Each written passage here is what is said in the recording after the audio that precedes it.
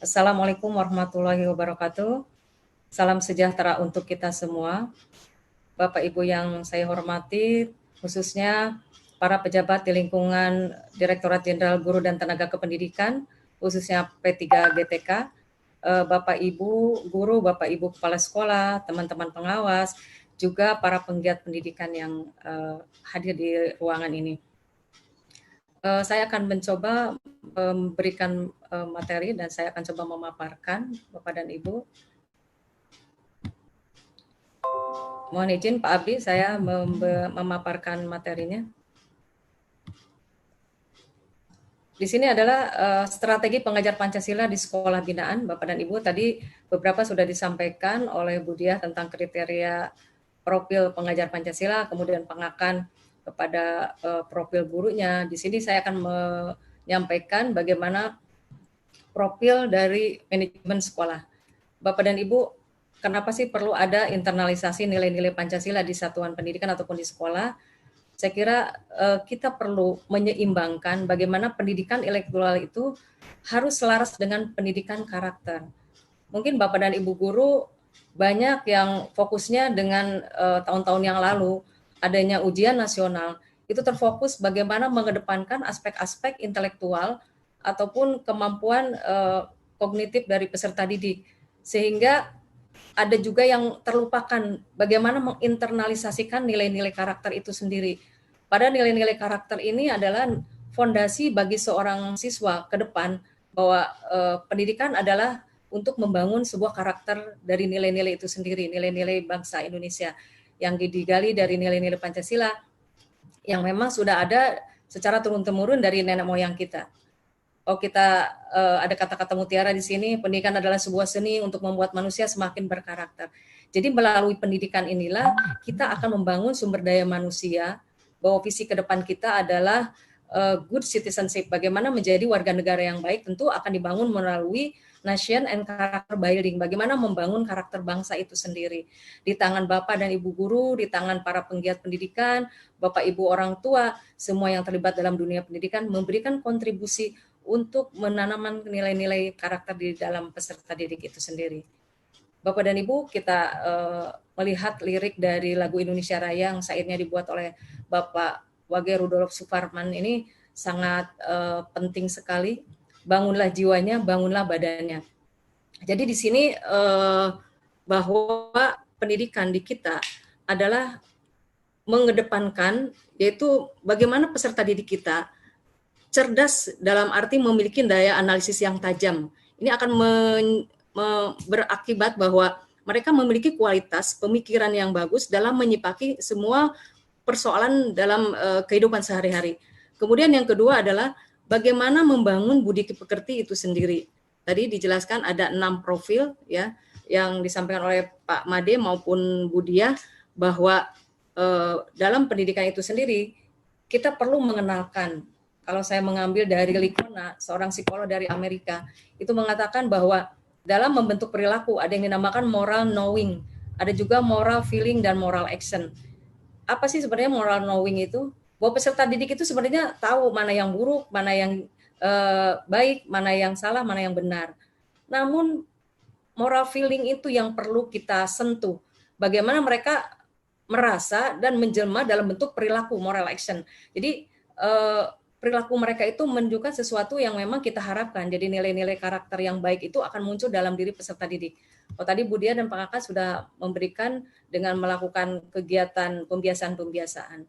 Bapak dan Ibu, di sini sebagai seorang pengawas, saya mencoba dengan memberikan strategi satelit. Satelit itu apa sih?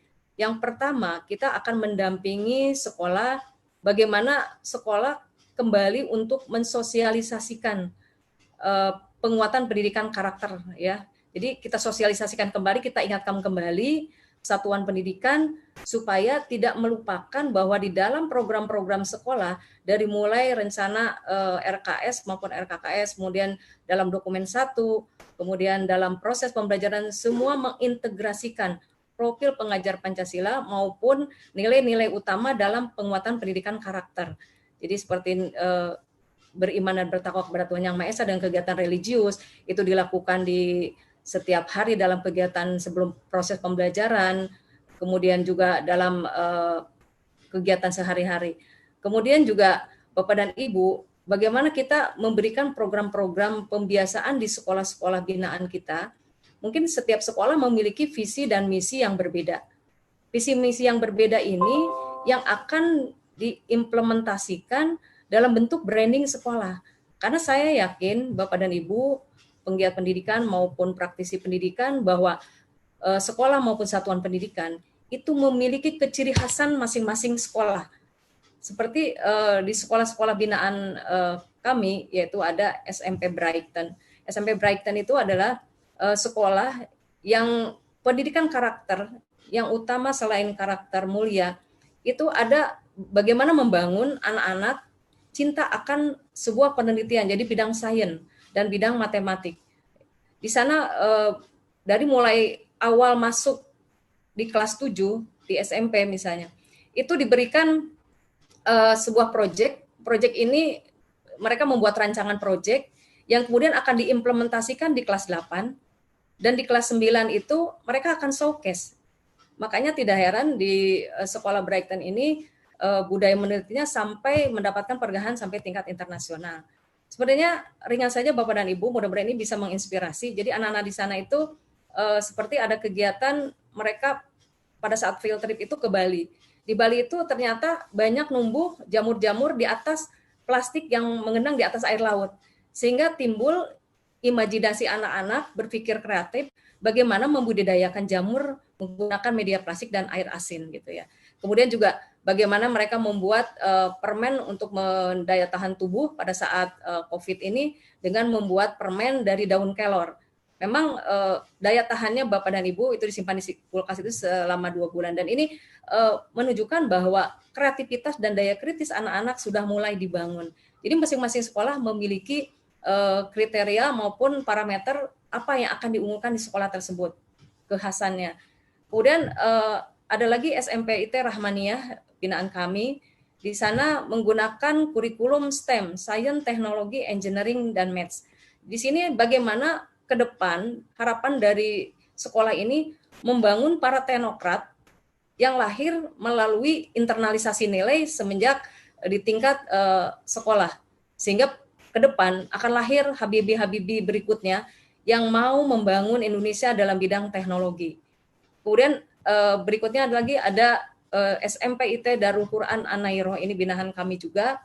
Di sini khusus bagaimana menginternalisasikan nilai keimanan dan ketakwaan dengan mereka mau menghafalkan Al-Quran.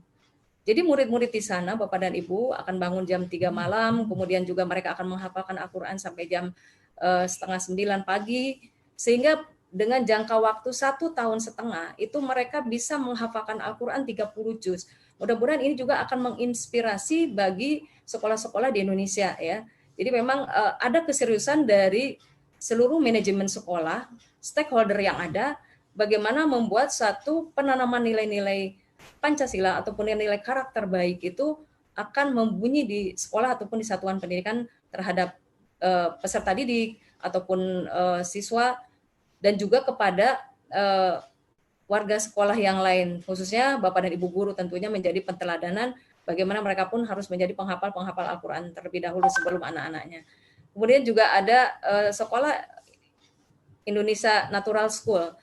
Sekolah INS ini ada di Kecamatan Cimanggis, adalah sebuah sekolah yang di sana menerima anak-anak secara fitrahnya. Jadi natural ini adalah anak diterima secara fitrah, termasuk anak-anak yang berkebutuhan khusus.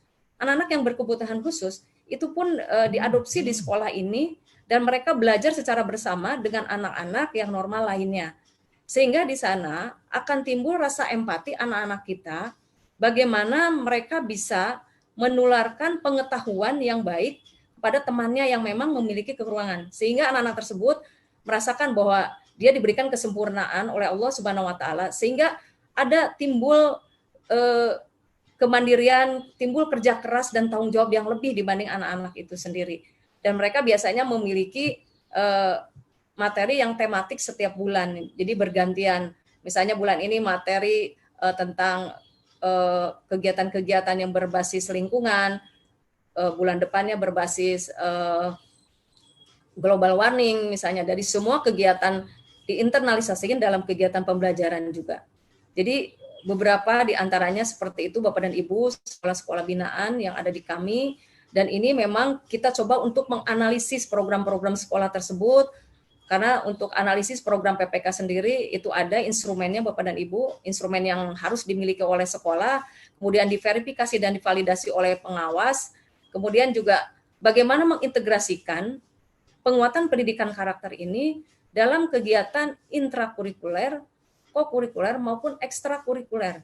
Saya yakin Bapak dan Ibu di dalam proses kegiatan pembelajaran tentu nilai-nilai karakter ini akan diinternalisasikan oleh Bapak dan Ibu guru. Kemudian Bapak Ibu kepala sekolah pasti juga membuat satu manajerial yang membuat kondisi di sekolah melalui SOP yang dibuat, bagaimana tata tertib itu akan dibuat nantinya. Kemudian kegiatan ekstrakurikuler. Kegiatan ekstrakurikuler adalah kegiatan bagaimana mengembangkan minat dan bakat peserta didik. Ini adalah optimalisasi bagaimana mereka akan menjadi anak-anak yang kreatif, seperti misalnya dalam pendidikan kepramukaan. Di dalam pendidikan kepramukaan, tentu di sini nilai-nilai gotong royong, kemudian kebinekaan global, ini akan terjadi Bapak dan Ibu, akulturasi dari beberapa anak, karena Depok ini wilayah yang multi etnis, sehingga mereka banyak berkolaborasi dengan etnis yang berbeda, dan tentu saja rasa toleransi akan sangat ditumbuhkan di berbagai kegiatan ekstrakurikuler. Seperti misalnya untuk kegiatan olahraga ya Bapak dan Ibu, kegiatan basket, futsal, dan lain sebagainya. Tentu ini akan menginternalisasi nilai bagaimana berperilaku yang sportif dalam permainan-permainan itu sendiri. Ini adalah salah satu bagaimana mengajarkan anak-anak kita dalam bidang ekstrakurikuler bahwa menumbuhkan nilai-nilai Pancasila itu akan tumbuh ya. Jadi selain di dalam proses pembelajaran, di luar pembelajaran itu sendiri bagaimana pengembangan yang non akademis pun tentu saja membutuhkan peran dari Bapak dan Ibu guru dan sekolah ataupun satuan pendidikan. Yang terakhir adalah perlu melibatkan orang tua dan masyarakat. Bapak dan Ibu, orang tua dan masyarakat adalah salah satu bagian dari proses pendidikan itu sendiri. Pendidikan akan berjalan dengan baik dan lancar manakala orang tua dan masyarakat terlibat di dalamnya. Jadi pendidikan itu tidak hanya lembaga formal, sekolah, satuan pendidikan, tapi juga orang tua dan masyarakat sangat memberikan peran yang luar biasa. Apalagi lingkungan keluarga adalah lingkungan di mana anak untuk pertama kalinya menerima norma-norma dan aturan yang ada di keluarga. Di dalam keluarga ini kemudian akan masuk mereka ke dalam lingkungan sekolah. Kita tahu bahwa di lingkungan sekolah, anak-anak itu akan memiliki waktu yang banyak di sekolah dibandingkan dengan di rumah Bapak dan Ibu. Karena dari jam 7 belajar pada saat normal nanti itu sampai dengan jam 1. Dan kalau misalnya TK mungkin sampai jam 11, jam 12. Dan ini tentu saja bahwa lingkungan sekolah sangat memberikan warna bagi karakter anak-anak kita. Oleh karena itu Bapak dan Ibu guru menjadi teladan bagi peserta didik kita karena mereka lama di sekolah Bapak dan Ibu. Sedangkan nanti mereka mungkin akan masuk ke lingkungan masyarakat, lingkungan yang lebih besar lagi. Kalau fondasi akhlak ataupun fondasi karakter mereka sudah sangat baik, baik nanti mereka terjun ke masyarakat dengan lingkungan apapun, mereka sudah punya filter yang baik. Yang berikutnya adalah Bapak dan Ibu, kegiatan yang memang ada di sekolah ya, di satuan pendidikan ataupun di sekolah. Bapak dan Ibu, kepala sekolah, di sini ada program yang dinamakan MPLS, mungkin sekarang masih kegiatan MPLS hari terakhir ya Bapak dan Ibu. Kegiatan masa pengenalan lingkungan sekolah di sini adalah pertama kali dalam satu jenjang, anak-anak diberikan penanaman nilai-nilai yang baik. Jadi mereka itu dilatih bagaimana berbaris dengan rapi, bagaimana memasuki kelas secara disiplin, yaitu berbaris, kemudian bagaimana mereka berwudu dengan antri, bagaimana mereka akan memasuki kelas dengan tertib. Ini adalah pembentukan karakter di masa awal. Kalau di masa awal sudah terbentuk dengan baik, jenjang pendidikan berikutnya insya Allah akan menjadi anak-anak yang sudah terbiasa dan menjadi sebuah kebiasaan dan habit. Tentu saja ini akan mereka lakukan baik dalam pola pembiasaan rutin, pembiasaan yang sifatnya spontan. Pembiasaan rutin kan biasanya yang di sekolah yang sudah memang terprogram ya Bapak dan Ibu. misalnya pagi sambut pagi tadi dan lain sebagainya, itu kegiatan-kegiatan yang sudah rutin dilakukan, upacara bendera, bagaimana mereka menghormati bendera yang para pejuang dulu memperjuangkan dengan begitu gigihnya. Kemudian juga kegiatan spontan misalnya tadi seperti Pak Putu katakan, apabila menemukan uang kemudian dikembalikan, ada tempat yang untuk menyimpan barang-barang yang ditemukan, ya, eh, apa eh, bagaimana mereka menemukan barang dan mereka simpan di satu tempat, sehingga bagi siapapun yang merasa kehilangan akan mengambil di sana, ya. Jadi itu adalah sebuah pendidikan karakter yang di awal masa pengenalan lingkungan sekolah ini perlu kita berikan, ya, termasuk bagaimana mereka memahami dalam keterampilan abad 21. Tentu Bapak dan Ibu, kegiatan MPLS sekarang pun berlaku secara daring. Bagaimana anak-anak kita dilatih untuk berliterasi digital maupun berliterasi teknologi. Mau tidak mau, dari mulai TK, SD, SMP, SMA, dan perguruan tinggi, semua akan masuk ke area keterampilan abad 21 yang harus menguasai teknologi. Tentu saja Bapak dan Ibu guru pun perlu menguasai itu semua. Bagaimana melaksanakan pembelajaran secara tatap muka. Tentu saja kalau tidak mengetahui bagaimana digitalisasinya, tidak mereka kuasai, saya yakin proses pelayanan pendidikan yang ada di sekolah tidak akan berjalan dengan lancar. Oleh karena itu, Bapak dan Ibu guru tentu yang pertama kali mengajarkan kepada anak-anak kita ataupun kepada siswa kita. Kemudian juga bagaimana kita memberikan, yang kedua adalah memberikan ruang bagi pengembangan diri, yaitu melalui program intra, ekstra, dan maupun kokurikuler. Jadi kalau misalnya di sekolah itu yang mendukung kegiatan intrakurikuler, kan biasanya ada yang dikatakan math club, science club gitu ya. Jadi kegiatan-kegiatan itu adalah kegiatan kokurikuler yang mendukung bidang akademis peserta didik. Sedangkan kegiatan ekstrakurikuler saya kira banyak bidang seni, bidang olahraga, bagaimana anak melihat kebinekaan globalnya melalui tampilan seni-seni yang ada, khususnya di sini diajarkan bagaimana kearifan lokal itu muncul, bahwa di daerah seperti Depok, bagaimana mereka bisa tahu bahwa di Depok ini ada seni yang dinamakan topeng belantek. Jadi mereka paham gitu ya. Kita berikan juga. Jadi budaya-budaya bangsa yang memang menjadi ciri khas bangsa Indonesia ini perlu kita internalisasikan kepada anak-anak kita. Kemudian dalam bidang manajemen sekolah, Bapak dan Ibu Kepala Sekolah, tentu di sini sekolah memiliki SOP ataupun memiliki tata tertib yang harus ditaati oleh seluruh warga sekolah. Makanya penting adanya branding sekolah yang bersumber dari visi misi sekolah itu sendiri. Jadi branding sekolah itu sumber ada visi misi. Visinya apa? Apa melahirkan anak-anak yang nantinya ke depan akan menjadi anak-anak yang pintar dalam bidang teknologi. Bagaimana ke depan akan menjadikan anak-anak generasi robani yang hafal dengan Al-Quran ataupun yang lain. Kemudian ini perlu Bapak dan Ibu bahwa sekolah punya perencanaan yang matang, bagaimana menyusun sebuah aturan, peraturan akademik, dan lain sebagainya. Dan tentu saja tidak terlepas bahwa dalam manajemen sekolah ini pun perlu ada sarana prasarana yang mewadahi itu semua sesuai dengan kemampuan dari masing-masing sekolah ataupun satuan pendidikan. Tentu saja dengan adanya website, kemudian adanya mading yang bisa untuk menuangkan karya maupun kreativitas dari peserta didik, kita siapkan oleh Bapak dan Ibu Kepala Sekolah Satuan Pendidikan. Kemudian juga ada pojok baca di sini untuk menggali bagaimana kemampuan literat anak-anak kita. Mereka akan menuangkan puisi, menuangkan cerpen, sehingga akan kita bangun keseluruhan kemampuan dari peserta didik itu sendiri. Akan terjadi exploring bahwa anak-anak kita memang anak-anak yang membanggakan, secara pengetahuan mereka oke, secara karakter juga oke. Ini yang kita harapkan tentunya. Kemudian pelibatan masyarakat maupun orang tua Bapak dan Ibu. Saya kira peran komite dalam sekolah itu sangat-sangat penting Bapak dan Ibu. Begitu juga orang tua peserta didik. Sekolah ini akan dibangun dengan baik manakala ada keterlibatan dari Bapak Ibu orang tua. Jadi seperti misalnya Bapak Ibu yang berprofesi sebagai dokter, atau Bapak Ibu berprofesi sebagai jaksa atau sebagai guru, itu suatu saat akan masuk ke dalam kelas, memberikan motivasi-motivasi kepada peserta didik, sehingga mereka terinspirasi ke depan itu akan menjadi apa dan seperti apa. Tentu saja ini adalah merupakan penanaman nilai yang memang perlu dibangun, bahwa memang masyarakat dan orang tua memiliki peran. Kemudian para alumni dari satuan pendidikan itu sendiri, itu bisa memberikan kontribusi Bapak dan Ibu. Bagaimana mereka membuka kelas inspirasi sehingga mereka akan menularkan bagaimana mereka bisa masuk ke sekolah-sekolah favorit, bagaimana mereka bisa diterima di perguruan tinggi favorit, sehingga itu akan memberikan motivasi dan internalisasi nilai bagaimana mereka menjadi anak-anak yang kritis, kreatif, dan lain sebagainya, Bapak dan Ibu. Itu adalah yang perlu dilakukan di satuan pendidikan, di sekolah oleh Bapak Ibu Kepala Sekolah. Kemudian Bapak dan Ibu guru di sini juga memberikan peran Bapak dan Ibu. Yang pertama Bapak dan Ibu, Bapak Ibu guru perlu menyusun silabus dan RPP yang berkarakter.